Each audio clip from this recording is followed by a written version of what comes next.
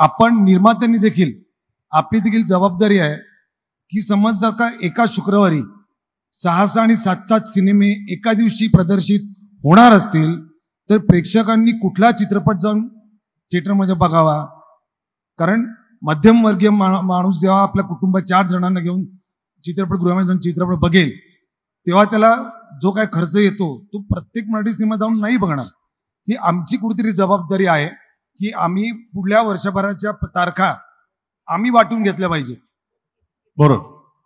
म्हणजे व्यवसाय करत असताना ते भान ठेवणं महत्वाचं आहे. बरोबर आहे. आणि माझी प्रेक्षकांना हात जोडून कळकळीची नम्र विनंती राहील की जसं साऊथमध्ये दर शुक्रवारी जसं आपण दर मंगळवारी गणपतीचा दर्शनाला जातो तसे साऊथमध्ये दर शुक्रवारी न विसरता मंदिरात गेल्यासारखे चित्रपटगृहामध्ये जाऊन चित्रपट बघतात.